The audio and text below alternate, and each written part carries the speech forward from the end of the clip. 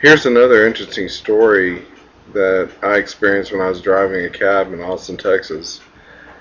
I got a call at the Marymount cafeteria at 38th and Guadalupe, and I picked up a woman that was helping a elderly woman that was using a walker, and they got in the cab and they went a short distance in the UT area, and it's a very uneventful ride. They paid me, they were gone. I took a couple more calls in the UT area. This is hours that had passed, and I pull in the parking lot of this apartment unit, and I look out the window, and I see that same girl that I picked up earlier. That's pretty unusual. You don't usually see the same person in one day when you're driving a taxi. And I looked at her, and she looked at me, and she kind of waved, and I waved back to her. And I thought that was kind of interesting. And so I finished out the day. I went home. I walk in my front room, and there's the same girl sitting there.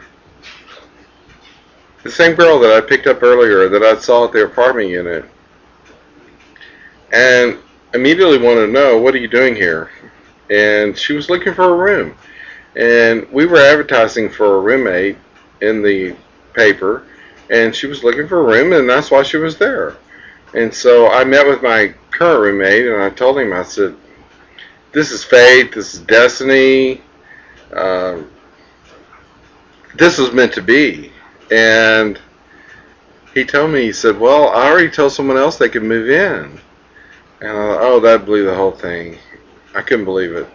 And later, what happened was the original person declined and said they couldn't move in, and it turned out that the girl that I saw earlier in that day turned out to be our roommate, and she was a great roommate.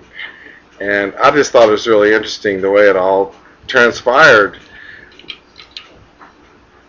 Ooh, anyone call a cab?